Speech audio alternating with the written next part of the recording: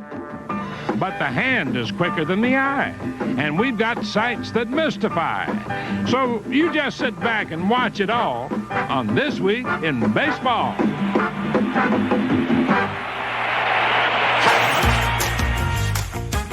Welcome to The Internet Says It's True, a show where we learn something new every week, part of the WCBE podcast experience. My name is Michael Kent, and I've got another interesting story this week. This podcast is about stories that most people don't know about, and this week's story is one that was probably widely covered at the time, but most people today don't know about it.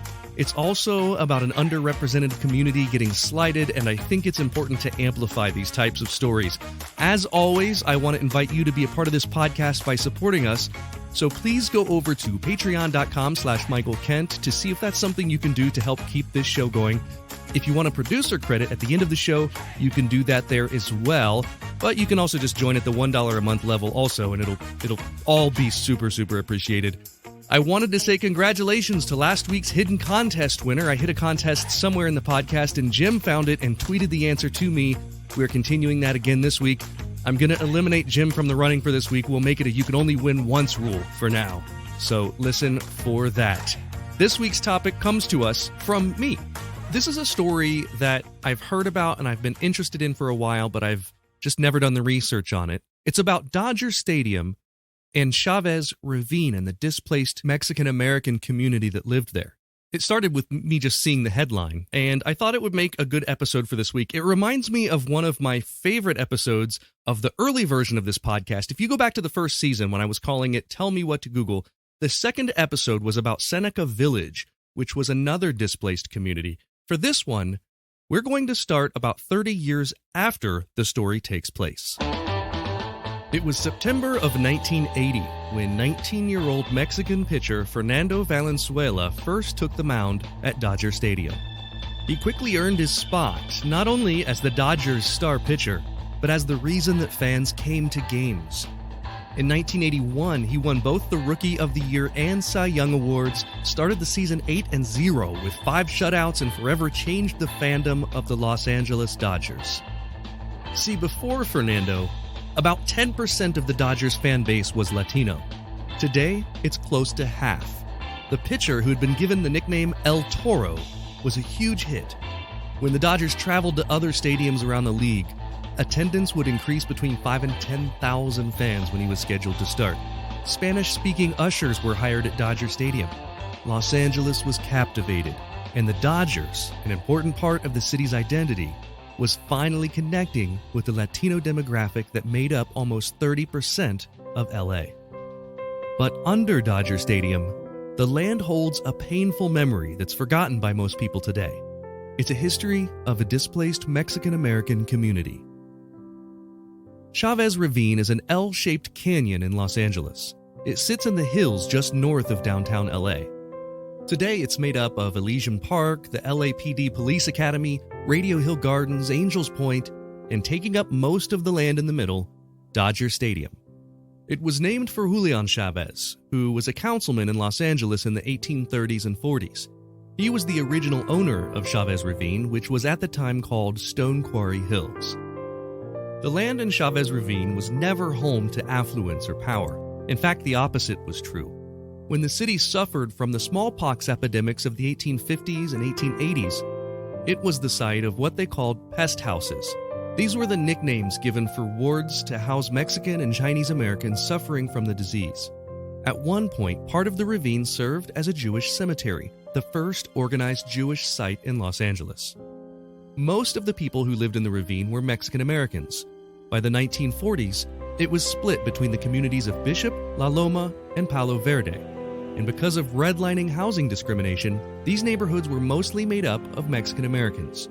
Most of these neighborhoods were in the hills around the ravine, but there remained a community of houses in the rough terrain that was Chavez Ravine itself. They were a tight-knit community of around 1,500 families within 315 acres. They had their own church, elementary school, and grocery store, but it wasn't an affluent area. And the city started labeling this area as, quote, blighted. Blighted is one of these racially charged words that's most commonly used to describe ethnic minority communities. Around this time, there was also a national push for public housing. Harry Truman's Housing Act of 1949 provided government funds to build housing for those who needed it.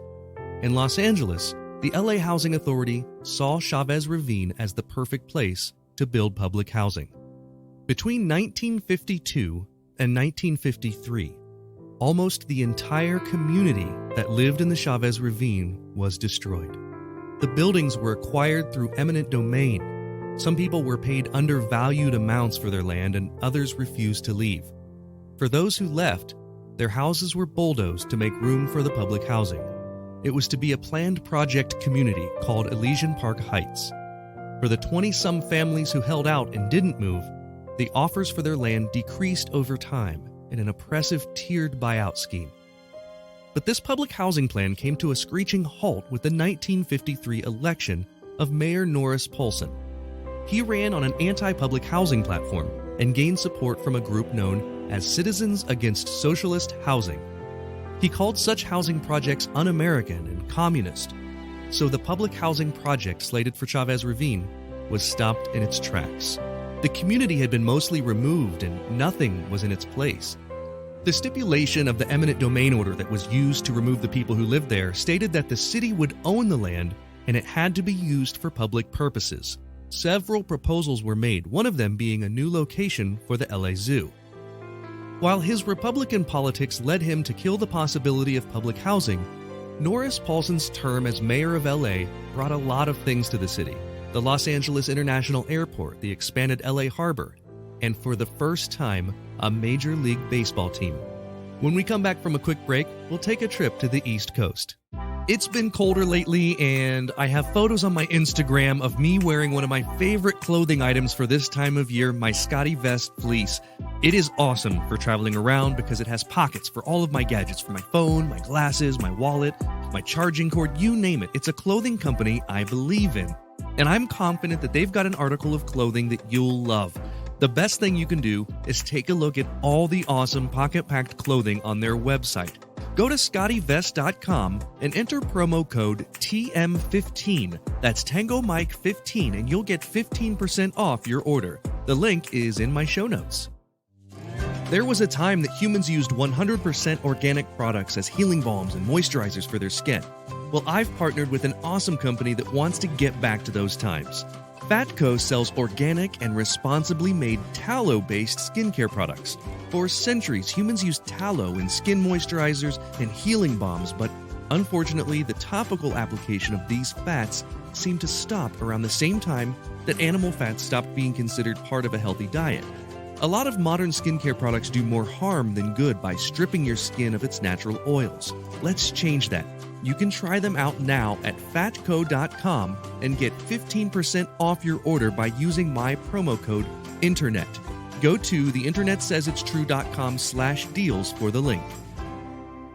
All right, here's this week's contest for you. I'll send a $10 Amazon gift card to the first person who tweets me at Michael Kent and tells me the name of the cereal mentioned in the first episode of this podcast. The first person to tweet that to me publicly wins $10. Let's get back to the story. It was 1957, and the Brooklyn Dodgers had been dominating Major League Baseball for over a decade. They played at Ebbets Field in Crown Heights.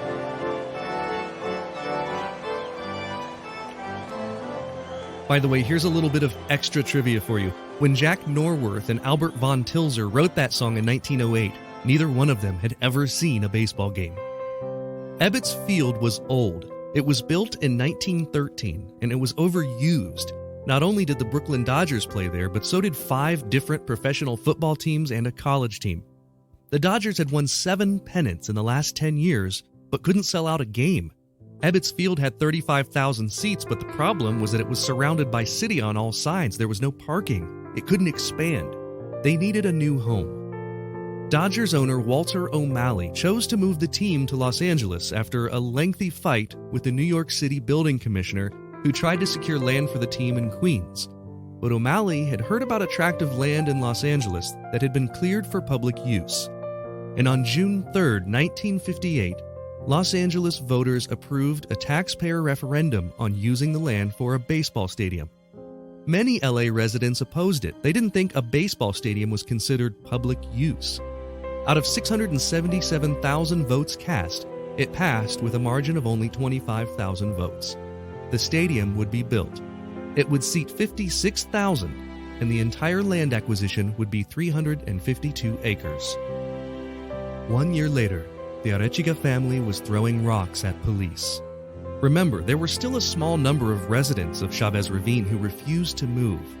But at this point, the LA County Sheriff's Department had no choice. They had to clear the land. The Arechiga family had lived there for generations, but now the sheriff's deputies had come to forcibly remove them. It was too late to accept payment for their land. It was no longer being offered. Elderly Manuel and Abrana Arechiga watched as police first carried away their adult daughter, Aurora Vargas. She was a war widow living in the ravine with her parents. 72-year-old Abrana threw rocks at the officers. It was a 2-hour ordeal. All the residents were removed. Vargas was briefly put in jail for resisting arrest. Only minutes later, bulldozers flattened their house. They lived in tents on the area of their land to protest, and for a short time gained some support from the citizens of Los Angeles. But when construction started on Dodger Stadium the next month, public support for the displaced families waned. 8 million cubic yards of earth were moved to fill in and flatten out the space in the middle of the ravine. The elementary school wasn't even removed, they just buried it. It's still there today underneath the northwest parking lot. The people and the families of those who were moved call themselves Los Desterrados, the uprooted. It's probably important at this point to talk about the title of this episode. It wasn't really the Dodgers who killed their community. The Dodgers just sealed its fate. The thing that killed the community is the way that society sees poor or minority neighborhoods. It was a target. When the homes of Chavez Ravine were wiped out, a few of the structures that weren't demolished were sold to Universal Studios. One of them even appears as the house of Atticus Finch in the 1962 film To Kill a Mockingbird. Dodger Stadium was built with private money, but it was a city project. The stadium revitalized downtown Los Angeles. It was the first major upgrade to downtown LA in decades. After seeing businesses downtown start to disappear, it began to bring excitement and commerce to the area. If you look at that area today, it's buzzing with luxury apartments, expensive restaurants, museums, and concert venues. Dodger Stadium is a beautiful ballpark.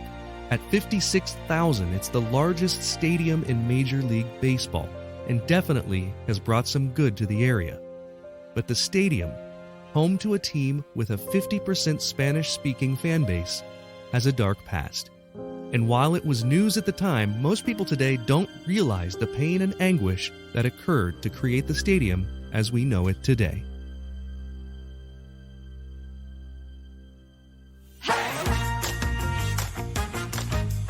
Now, it's time for the part of the podcast where I call a friend, and today I'm calling comedian and magician Harrison Greenbaum. Harrison was described by Time Out New York and the New York Daily News as the hardest working man in comedy. He's been on a handful of television shows, the winner of both the Andy Kaufman Award and the Senator Crandall Award for originality and creativity, and he's here to play the quiz game with me. Harrison, it is great to see you and great to have you on The Internet Says It's True. How have you been? It's good.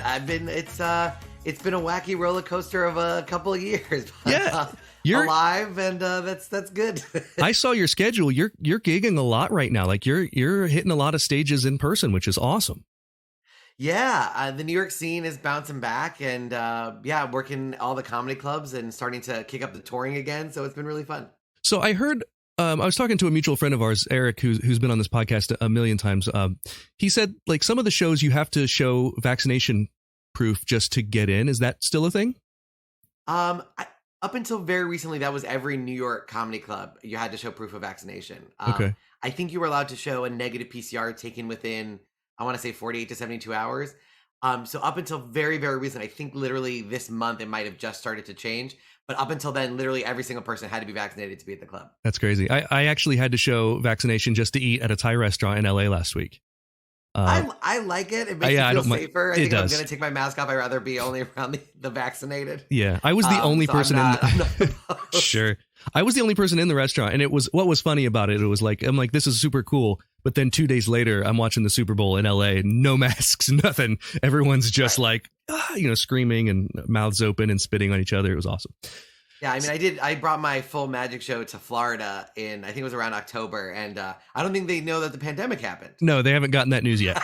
They've been shielded from that news very, very carefully.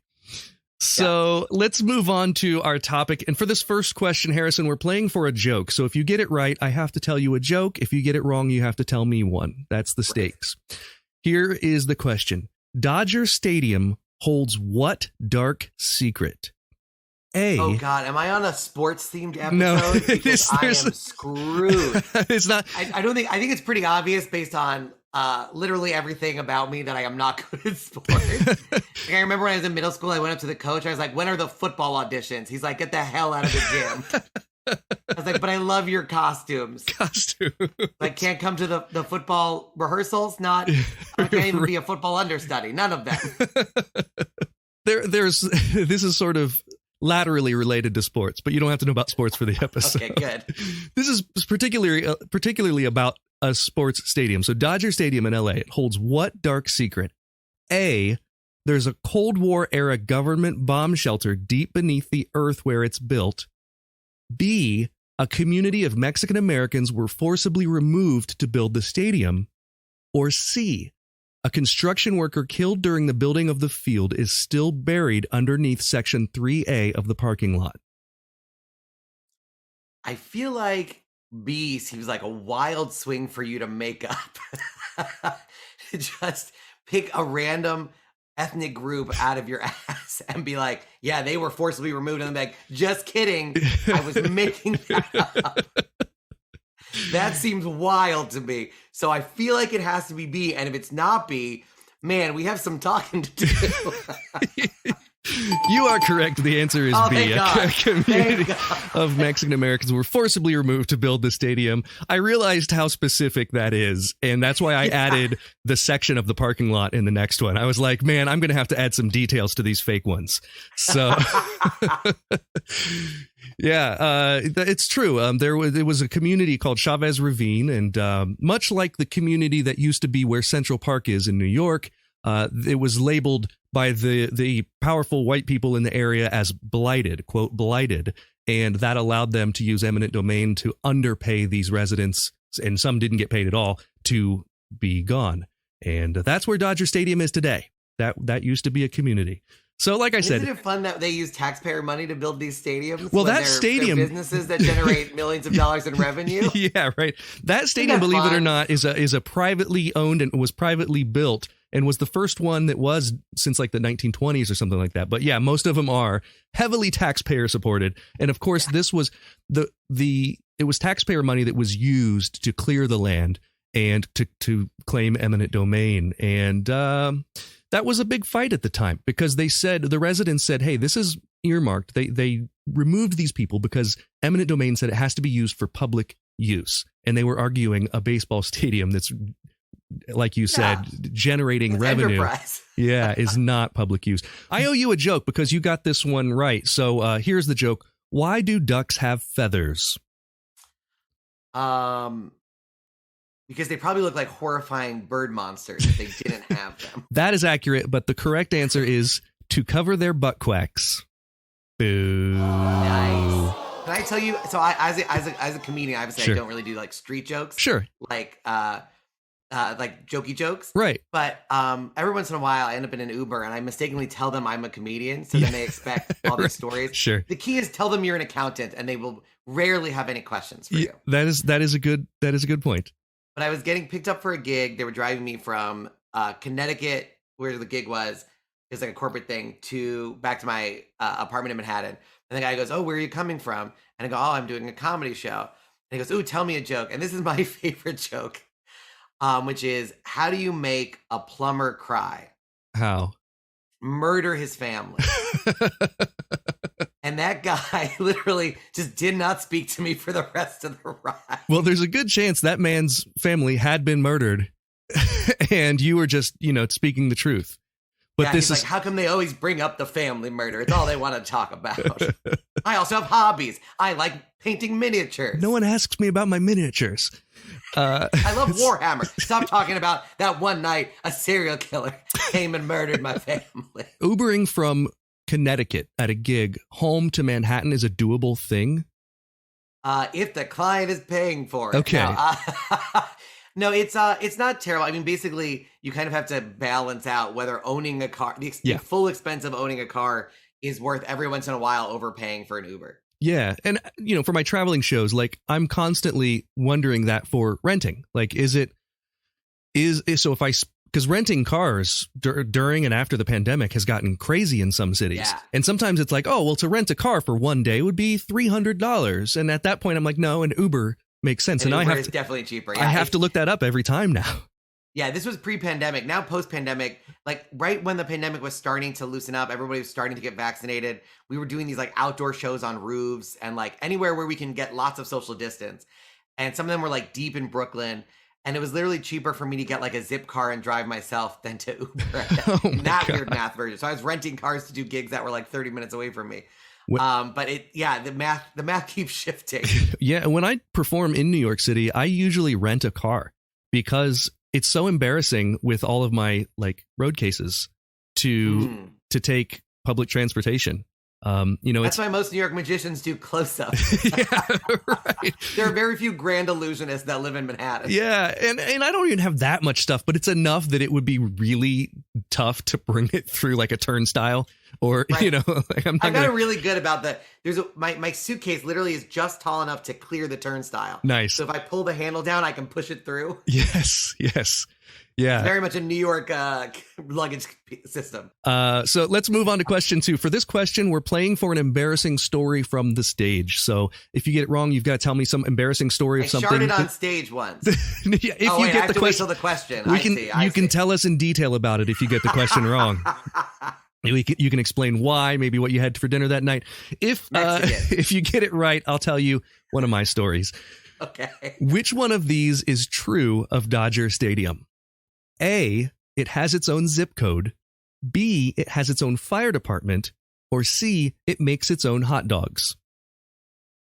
Making its own hot dog sounds like the worst possible idea. There's no way that there's also pigs and that can't be. I'm pretty sure Upton St. Clair put a stop to that.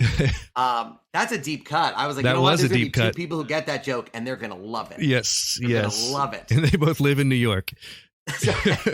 They're both college professors who signed that book.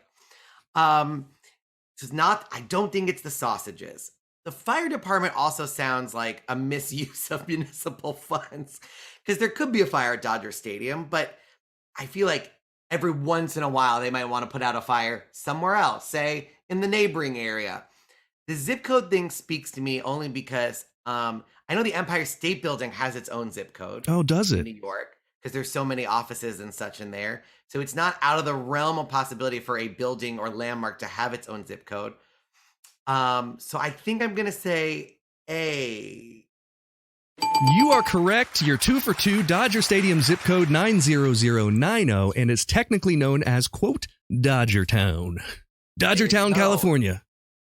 Nice. I'm still happy to tell you about the time I sharded. Let's hear it. I want to hear it anyway, and then I'll tell you one of mine. By the way, the hot dogs at Dodger Stadium are made by Papa Cantella's, if you care. Papa Cantella. I picture an old Italian man with a very mustachy beard that has to put in its own little plastic casing to protect it from going into the sausage. It's a big contract for Papa and his mustache. I hope he doesn't refer to himself as like, Papa's got a payday. I just don't want that. No, I was dating a girl and I had a show on Valentine's Day, but I was like, let me take you out to a nice restaurant before my show and then we'll go to my show. Because it was a weekly show that I was producing. And we went to a Mexican restaurant, a very spicy Mexican restaurant because it was close to the gig and I ate a ton. And then I got on stage and like halfway through a long set, I was like, oh, I have to fart. But if I just do it kind of quietly, no one will hear it. I'm talking into a microphone. I'll time it. And hopefully it won't, the smell won't pass the beginning, you know? And no, I shit myself. I definitely sharted. I sharted. No. I felt it. I knew it immediately. I had 20 minutes left on my set, and damn it, I did those 20 minutes. I stayed very still, very, very still. Oh my God. And then I kind of booked it to the bathroom, threw my underwear in the trash. Just was like, these are done. Yeah. Cleaned myself off, went right back and said, thank you to the audience. Unbelievable. That takes a level of perseverance and dedication to your craft. Here's just a quick story. No, I don't know that this is as interesting as yours, but I do owe you one. This happened 3 years ago, right before the pandemic, doing a strolling gig for a corporate client. And I had worked for this corporate client 2 or 3 times. So, good client. And I cut my finger in the car. I don't remember what I did to cut my finger on the drive downtown. And it was bad. Like, it was one of those where it just kept bleeding for whatever reason. And I had a Band-Aid with me. I put the Band-Aid on, but by the time I got it was at this like speakeasy bar. And by the time I got in there, the Band-Aid was falling off because there was so much blood. It was disgusting. I got there. I went to the bathroom, cleaned up, asked the bartender if they had any bandages. Of course they did. They gave me a Band-Aid and I started performing. The first group I performed for, the CEO is there.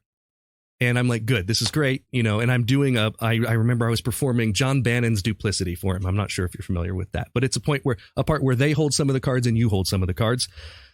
And I think I remember reading the book and there was some part that said it's more deceptive if there's blood everywhere. I tested that theory on this night.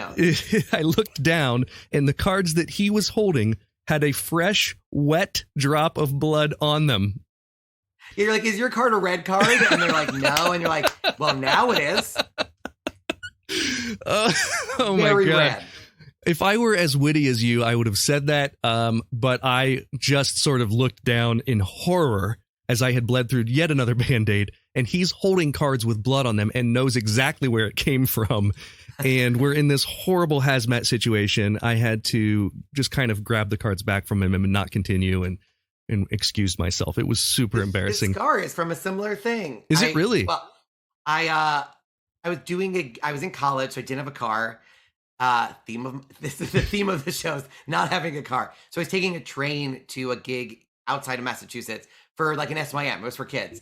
And I didn't know, I knew that if the train was pulling in and I was like, is this my stop? And I was like, I knew if I didn't get out and I missed the stop, then getting another train back, I would have missed the gig because of the way the schedule was. Yeah. So the train starts pulling out of the station. I'm like, oh my God, this was the correct spot. So I'm like, I can just jump off the train. It can't be going that fast.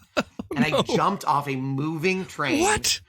And I Superman, and I was bleeding everywhere. There's still scar. Like this, it's hard to see now. Oh my gosh. See that little scar over here? Yeah. That was one of the parts that didn't heal. So I'm bleeding everywhere. And then I get to the gig, and it's for children. Oh. There's just blood coming out of my hands. Hey, I'm the magic bleeding magician. I'm here to entertain the children. Oh, that is not. I did get bit once during a gig. There was a woman it was like a nice cocktail party, and she was just being disruptive, and she was trying to pull something out of my hand, and I pulled my hand behind my back. She ran behind my back and bit my finger and drew blood. What? Yeah. So it was like I only drew blood because I pulled my hand out of her mouth. Like I felt her biting me, and I pulled my hand out, and then there was blood. It was the end of the event. So first time I had worked with the promoter, I went to the promoter and I said, hey, I don't want to make a big deal of this, but one of your guests just bit me. Yeah. And he was this like really tall, like Middle Eastern guy with like an English accent. And he goes, bit you? Right. I said, yeah, I don't want to make a big deal of it, but we need a first aid kit. And so I went and like found a first aid kit and cleaned it all up. And I actually went and got like a hepatitis test a few weeks later just to make sure I was all good. But, if a grown woman is crazy enough to bite another human, she's probably done some stuff in her life that you might want to get tested about. So, I mean, this is the saddest superhero origin story I have ever heard. I feel like the only superpower you got is that you can sense rosé from blocks away. Like, I think somebody opened a fresh bottle of rosé. I don't know when I got this sense or tingle, but it started when a drunk lady bit me. Dun, dun, dun, dun, Super party. Karen. That's amazing. Super Karen. Oh, you're 2 for 2. Let's go to question 3. For this question, we're playing for a coveted The Internet Says It's True sticker. They're 3 inches by 3 inches. They're very hard to come by and extremely valuable. I just ordered more, though. The Dodgers do a great job of embracing their Latino fandom. This includes celebrating what Mexican 3-day holiday with decorations and souvenir t-shirts? Is it A, Cinco de Mayo, B, Dia de los Muertos, or C, Candelaria? Ooh, before you started reading the choices, I was like Cinco de Mayo, although it is called Cinco de Mayo, which means it's probably one day, the Cinco de Mayo. Dia de los Muertos does have the word dia in it, which is day, which is a single day. And so I'm trying to rack my brains if either one of those is a multiple day. I know Dia de los Muertos, they do a lot. There's lots of things that happen. And then your final option is not specifically tied to a day as far as I know. Man, but also it's the Dodgers, so I feel like they want to celebrate the big ones. Like Cinco de Mayo is a big one. Like people celebrate it whether they know what the holiday is or not. Dia de los Muertos, slightly less popular than Cinco de Mayo in terms of drunk people. Wow, this is a toughie. Can I phone a friend? Yes, that friend is me. Oh, that friend is Coco. It was who I was going to Coco, call. yeah, just call the movie real quick. So you said it's a 3-day holiday. Yeah, Mexican 3-day flags. holiday. What's that? I also It's a said 3-day holiday and they celebrate with flags?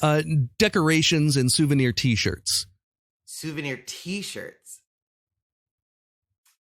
I just feel like from a marketing standpoint, they're probably going to lean into Cinco de Mayo because that's the holiday that even the dumbest white people would know. Final answer? Oh, you're still on the fence. I can tell it by your face. I'm so conflicted. I'm going to say A. The answer is Dia de los Muertos. Oh, I was so close. So close. Yeah, they call it the Dia de los Dodgers event. It celebrates, Dia de los Muertos every September. Dude, they said the word marketing. Yes. Dia de los. Oh, that's very good. It was all about the T-shirt. The T-shirt is where it is because, I mean, the Dodgers and if you look at like the iconography of Dia de los Muertos is beautiful with the skulls and everything. So, yeah, that was a tough one. Some of these are really tough, but although I did just Google it because I had a feeling. Yeah, the Dodgers do celebrate Cinco de Mayo. They call it Mexican Heritage Night. Oh, they do also celebrate Cinco de Mayo in a big way and print up T-shirts. Okay, I'm going to check with the judges real quick. They say yes, we can give you the sticker. You are 3 for 3. You have maintained with a last-minute Google. Have maintained your streak. Thank you, judges. And I've never had anyone challenge a ruling on the podcast before. Yes, I just had a feeling. I was like, I just knew it. And so that was the first time I pulled up my browser. That's awesome. I was like, let me just see. I could make all of these up because no one has ever checked any of them, but I really do find these things. I have trusted you on all the other ones. I do want a Dia de los Dodgers t-shirt, though. That sounds pretty awesome. I will tell you, the sports part, not in my wheelhouse, but I was the head writer of a late night show on Telemundo. Okay. And I made tens and tens of pesos. And so our biggest audience was Mexico. Mexico's, of all the Spanish countries, Mexico was the biggest chunk of the Telemundo audience. That's awesome. Now, what television show was that? Tonight con Lorenzo Paro. Ooh. He was un payaso de España. He was a clown from Spain. A literal like honk red-nosed clown. And when they brought him to America, they were like, can you take him to comedy clubs and show him like what a late night host looks like in America? And there were times where he really wanted to put the red nose on. I was like, take that off your face. Oh no. You're a late night host now, and we're trying to keep you from being just a full-on clown. Wow. Now, do you speak Spanish, nice or you're just working with Spanish-speaking writers? And how does that work? Is there a language barrier? And also a very attractive guy. So I was like, take the nose off. Like this is you're a good-looking dude. You don't need to cover your face. We did the script. A lot of the script in the beginning phases would be in English. Everyone was pretty bilingual. Yeah. So we would kind of write it in English, lock it in, and then translate it to Spanish. And then I would check it to make sure it was translated correctly, because sometimes it wasn't. And then we'd have weird fights where like, there's about 17 different words for underwear in Spanish, depending on what country you're from. There's so many different ways to say underwear. Just like if you said in English, undergarments, you would know what I meant. Sure. If I said my undergarments got soiled, but you would also be like, why did you just use the word undergarments? No human being uses that.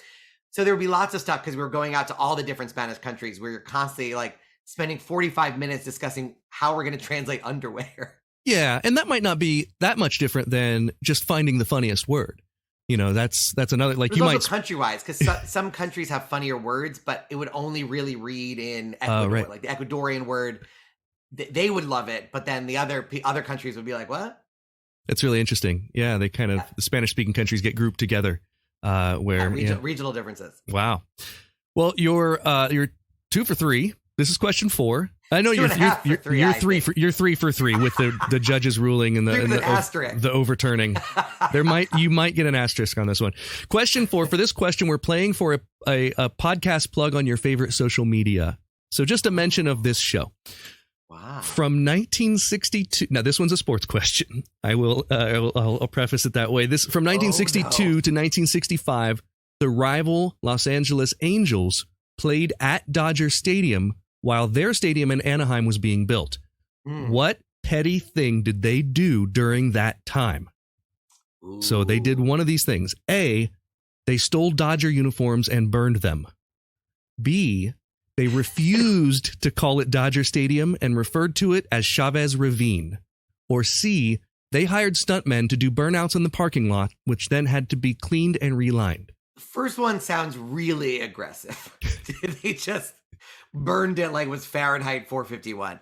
That seems weird to just burn the other team's uniform. I think that's a crime. I'm pretty sure that's a literal crime. So I'm going to eliminate A. I don't think they committed a full-on crime. B sounds petty, but like maybe even a little too heady. Because I really want C to be true because it sounds fun. And you brought it up, and that does sound like the most fun one. So I'm going to go. I feel like that's C sounds like C is the answer I want to be right. And is that the one you're going to choose? Yes. Okay. It is B. They refused to call it Dodger Stadium. They referred to it as Chavez Ravine. And the reason I call that petty is because here, I think that there's something behind. I think they know, and they knew at the time, this history, because it was called Chavez Ravine before it was Dodger Stadium, when people lived there. And I think they wanted to just kind of twist the knife a little bit as you displaced a minority community. And so we're going to remind everyone of that by calling it Chavez Ravine instead of Dodger Stadium. No, that's good. But man, if they had hired the stunt drivers, that sounds fun. Wouldn't that be amazing? They'd be after my own heart with that kind of thing.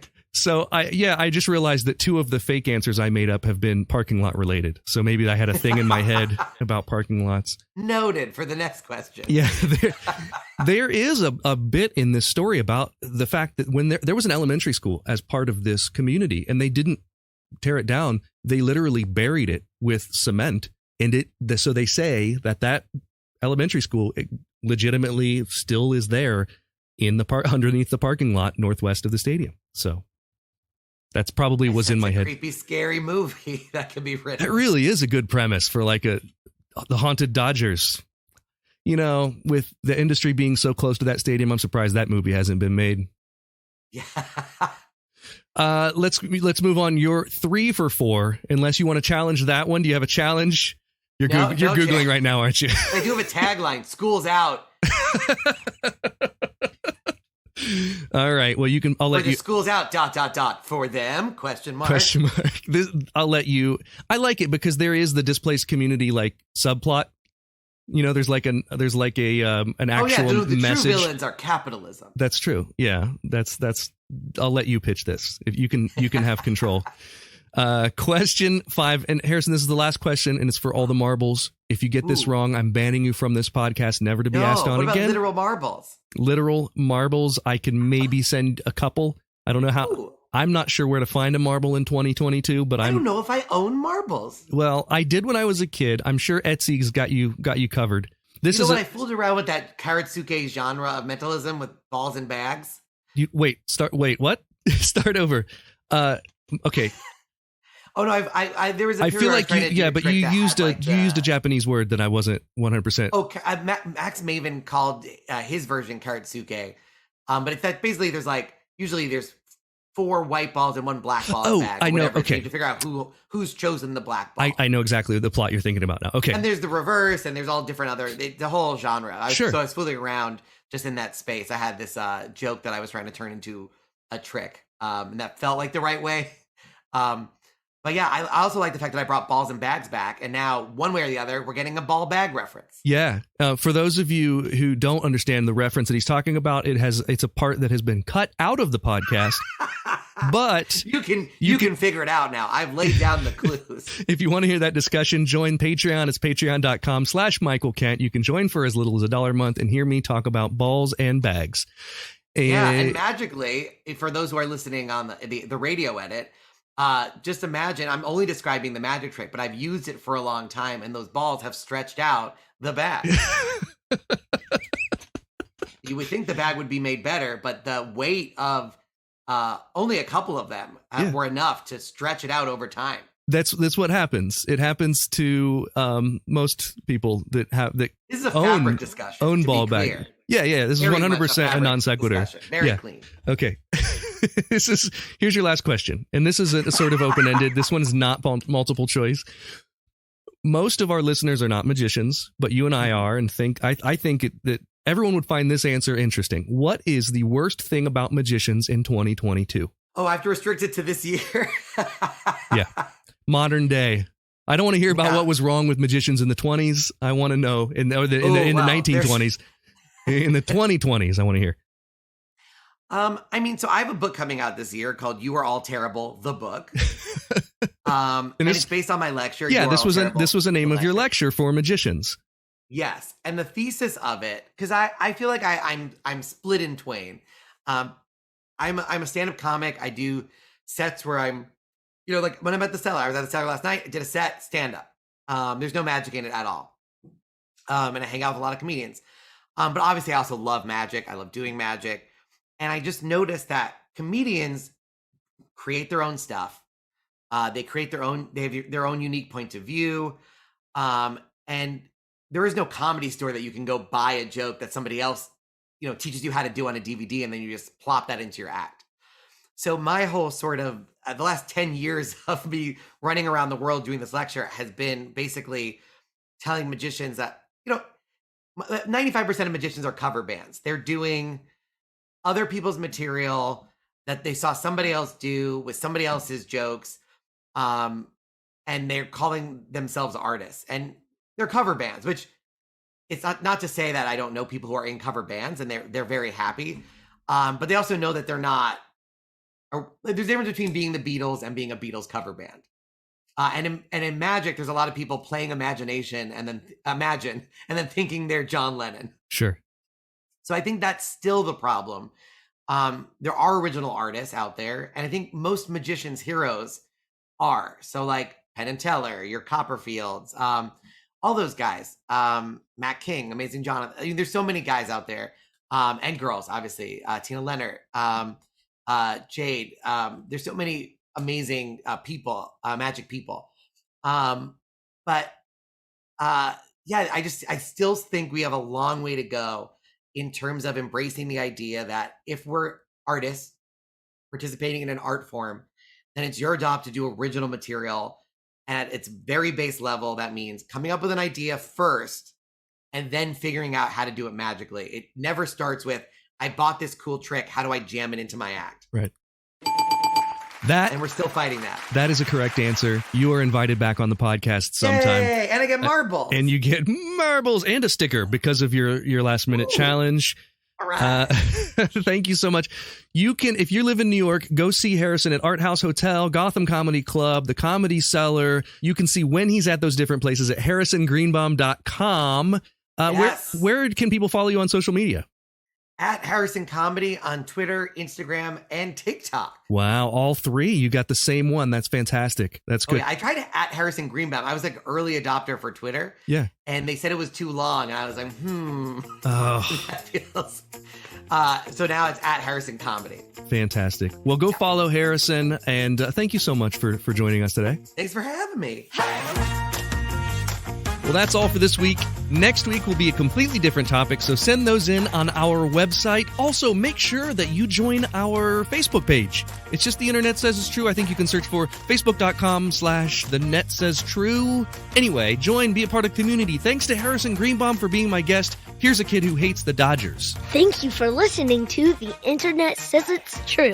Don't forget to join up on Patreon if you want to see the unedited video of the guest appearance or to hear bonus episodes. You can do that at patreon.com/Michael Kent. Also, if you learned something that you didn't already know from the show, please visit iTunes and leave us a review with 5 stars and a few words. That's the rule. You gotta do it. That helps us a ton because that's how the algorithm works. To get the podcast suggested to more people. And that way we can keep learning something new. If the internet says it's true. The Internet Says It's True would like to thank the Patreon subscribers whose monthly contributions help to make this show possible. Sean Brown, Catherine Morgan, Bryce Swanson, Eugene Anderson, Matt McVeigh, Jim Martin, Joanne Martin, and the show's official Emperor Kick Track. The show is written and produced by me, Michael Kent. The theme song is by Finite Music Forge. Additional music this week was from DJ Williams and Jeremy Blake. All audio clips in this episode are used for education and commentary and used under Fair Use Title 17 USC Section 107. You can listen to past episodes by searching for The Internet Says It's True wherever you get your podcasts. You can see bonus content at patreon.com/Michael Kent.